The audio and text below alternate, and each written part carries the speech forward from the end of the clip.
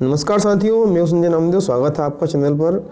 आज हम प्रश्न बैंक कक्षा 9वीं विषय सामाजिक विज्ञान शुरू करने जा रहे हैं। जी हाँ साथियों, आज हम सामाजिक विज्ञान के जो अध्याय हैं भूगोल से स्टार्ट करते हुए प्रारंभ करते हैं। तो कक्षा 9वीं और विषय सामाजिक विज्ञान की चर्चा हम आपसे करेंगे।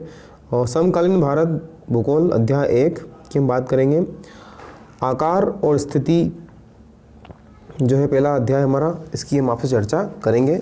और इसके जो है सही विकल्प चुनकर लिखिए। एक अंक के जो प्रश्न हैं उनकी हम यदि बात करें आपसे, ये वैसे ये पाठ 4-6 अंकों का है, लेकिन सही विकल्प की यदि हम बात करें तो पहला सही विकल्प है कर्क रेखा निम्न में से किस राज्य से होकर गुजरती है। तो ये गुजरती है मध्य प्रदेश से। भारत का सबसे पूर्वी देशांतर कौन सा है। तो भारत का सबसे पूर्वी देशांतर है पहला वाला ही है, 97 डिग्री और 25 मिनट पूर्व की ओर। पश्चिमी बंगाल, असम, मेघालय, त्रिपुरा और मिजोरम की सीमाएं किस देश को स्पर्श करती है। तो ये करती है बांग्लादेश को। आगे बढ़े हम यदि, तो संसार में क्षेत्रफल की दृष्टि से भारत का स्थान है तो 7वां स्थान है। भारतीय भूखंड एशिया महाद्वीप के क्षेत्र में स्थित है। तो ये दक्षिण क्षेत्र में स्थित है, दक्षिण क्षेत्र में बताएंगे इसको हम। आगे बढ़े हम रिक्त स्थान की पूर्ति करते हैं। रिक्त स्थान की पूर्ति, भारत में रिक्त स्थान गोलार्ध में स्थित है। तो भारत में पहले वाले रिक्त स्थान में आ जाएगा उत्तरी गोलार्ध में स्थित है। जो भारत है वो उत्तरी गोलार्ध में स्थित है। इसके बाद में कर्क रेखा भारत को भागों में बांटती है। तो कर्क रेखा भारत को 2 भागों में बांटती है। अगला हमारा है क्षेत्रफल की दृष्टि से भारत से अधिक क्षेत्रफल 6 देशों का है। क्षेत्रफल की दृष्टि से भारत से जो है 6 देशों का क्षेत्रफल अधिक है। इसके बाद में हमारा हिमालय पर्वत, तो हिमालय पर्वत नवीन वलित, इसमें आ जाएगा नवीन वलित आ जाएगा, नवीन वलित पर्वत है। अगला है भारत में 28 राज्य और 9 केंद्र शासित प्रदेश। तो पहले रिक्त स्थान में 28 और दूसरे में आ जाएगा 9।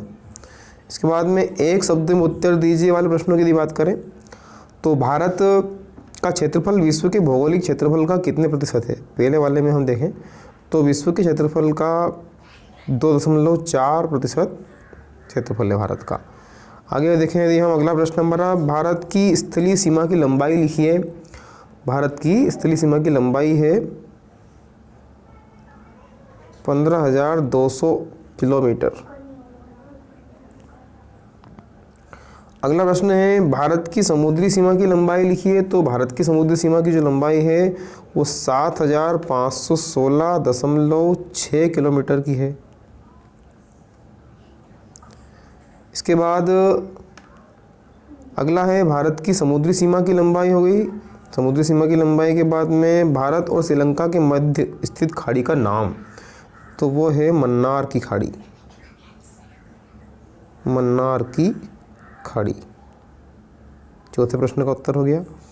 5वें प्रश्न में हम चले यदि, तो भारत के पूर्व में स्थित खाड़ी का नाम। तो भारत के पूर्व में स्थित खाड़ी है बंगाल की खाड़ी। बंगाल की खाड़ी। इसके बाद में हम देखें कर्क रेखा किन राज्यों से होकर गुजरती है।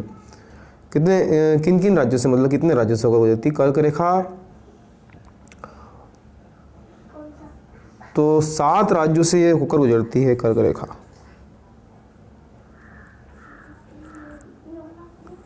अगला है गुजरात और अरुणाचल प्रदेश में समय में कितने घंटे का अंतर है। तो दोनों में 2 घंटे का अंतर है। इसके बाद में आखिरी जो हमारा प्रश्न है, अरब सागर तथा बंगाल की खाड़ी में स्थित द्वीपों के नाम लिखिए। तो ये हैं लक्षद्वीप और अंडमान निकोबार। अंडमान निकोबार द्वीप समूह।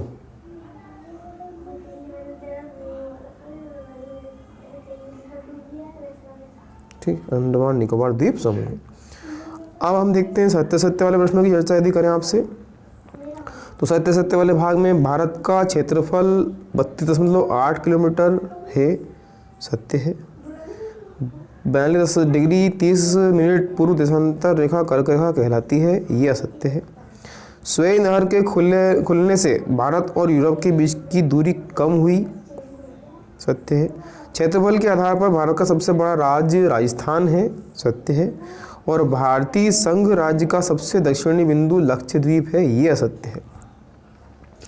आगे हम चलें, सही जोड़ी की बात कर लेते हैं। सही जोड़ी को देखें यदि, तो 28, ये 28 है यहाँ पे, 28 1/2 पूर्वी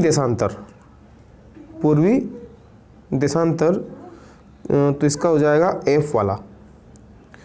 F मतलब